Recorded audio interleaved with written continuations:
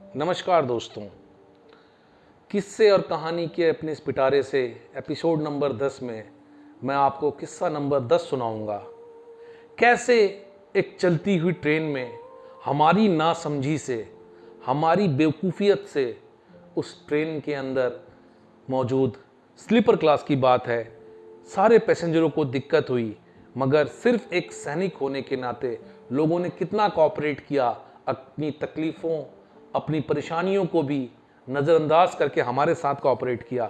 अब जब उम्र के इस पड़ाव में हम पहुंचते हैं, तब हमें अपनी उस नादानी का कितना एहसास होता है कि नहीं, हम कहीं ना कहीं हम गलत थे और देश ने कितना कोऑपरेट किया, लोगों ने कितना कोऑपरेट किया और कितना सहयोग किया हमारे साथ।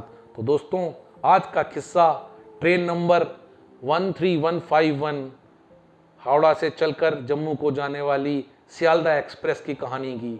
तो दोस्तों, किस्सा कुछ यूं हुआ कि हमारी पोस्टिंग आ गई। मेरी पोस्टिंग, जैसे कि मैंने आपको बताया था, पहली पोस्टिंग J&K आई और मैंने जाने के लिए सिर्फ एक वारंट लिया और सेना ने वारंट दे करके मुझे बोला कि लीजिए, अब आपकी पोस्टिंग आ चुकी है, अब आपको J&K जाना है। और मेरी पहली पोस्टिंग आई J&K में जम्मू रीजन में एक अखनूर सेक्टर पड़ता है, वहाँ मेरी पोस्टिंग आई। 19 साल की उम्र, जिस बच्चे ने कभी जीवन में अकेले चल करके एक स्टेशन से दूसरे स्टेशन का सफ़र नहीं किया होगा, जब भी कभी घर से बाहर निकला, पिता की साया में पिता की उंगली पकड़ के उनके साथ ही निकला था। और आज जीवन के इस सफ़र में हम 10 लोगों की पोस्टिंग J&K के अलग अलग रीजन में आई थी। किसी की साउथ कश्मीर में आई थी, किसी की कारगिल साइड आई थी, लेह साइड, किसी की श्रीनगर आई थी।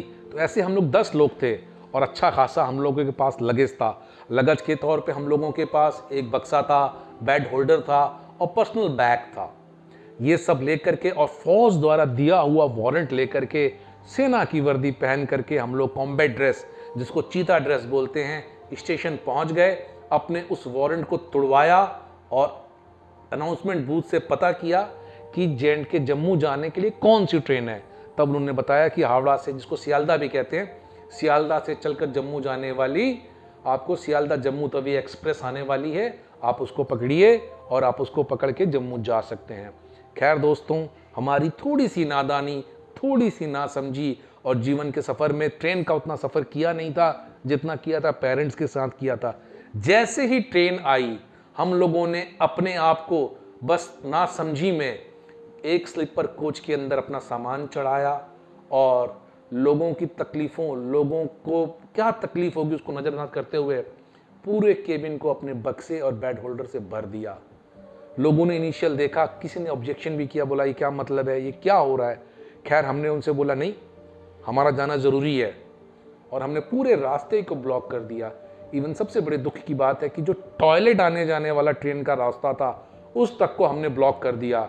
और पूरे इस सफ़र में लोगों को बहुत परेशानी हुई, मगर कुछ लोग उसमें ऐसे भी थे जिन्होंने इस परेशानी को नज़रअंदाज करते हुए हमारे साथ कोऑपरेट किया। इवन इतना कुछ होने के बाद हमारे पास तो सीट भी नहीं थी, हमारा तो सिर्फ केवल एक वारंट था, हमने उस वारंट को तुड़वाया था। लोगों ने अपना शाम का खाना, सुबह का नाश्ता हमारे साथ ऑफर किया। अपनी तकलीफों से ऊपर उठ करके लोगों ने हमारे साथ कोऑपरेट किया, मगर हमने एक पल भी ये नहीं सोचा कि हमारी इस नादानी या हमारी इस बेवकूफ़ी से उस ट्रेन के अंदर सफ़र करने वाले उन लोगों को कितनी तकलीफ़ें हो रही होंगी जिन्होंने रिजर्वेशन कराया था। खैर दोस्तों, सफ़र कटा, कुछ हमें तकलीफ़ हुई, कुछ लोगों को तकलीफ़ हुई। हमें हमारी तकलीफ़ का अंदाज़ा रहा, पर लोगों की तकलीफ़ों का अंदाज़ा नहीं रहा, जिसके लिए आज शायद उन अनजान से पैसेंजर से, जिन्होंने उस ट्रेन में हमारे साथ सफ़र किया होगा और हमारे कारण परेशानी झेली होगी, मैं रियली दोस्तों आज उनसे, वो कौन से चेहरे हैं मैं भी उनको नहीं जानता, शायद वो भी मेरे इस चेहरे को भूल गए होंगे। I am extremely sorry. मैं दिल से उनसे सॉरी बोलता हूँ कि नहीं, वाकई में हमने उनको बहुत तंग किया था, मगर हम भी क्या करते, हमारी भी कुछ मजबूरियाँ थी। अचानक पोस्टिंग आई, वारंट दे दिया गया, रिजर्वेशन का प्रचलन उतना था नहीं, और था भी तो प्रक्रिया हमको रिजर्वेशन की पता नहीं थी। तो हमारी इस बेवकूफ़ियों को, नादानियों को लोगों ने टॉलरेट किया और बहुत सहयोग किया, और इस सहयोग के कारण वो इतना यादगार सफ़र रहा। और आगे की कहानी, सफ़र जब मैं जम्मू स्टेशन पे उतरा, जम्मू स्टेशन से उतरने के बाद मैं कैसे अपने यूनिट तक गया, इस बीच का सफ़र भी बड़ा ही रोमांचित कर देने वाला सफ़र है। बहुत मज़ा आएगा इस स्टोरी को सुन करके दोस्तों, और उम्मीद करता हूँ कि मेरी ये कहानी नंबर 10 आपको बहुत अच्छी लगी होगी और आपको इससे जीवन में कुछ सीख जरूर मिली होगी। इसी के साथ दोस्तों मैं अपनी कहानी को ख़त्म करता हूँ। जय हिंद, जय भारत।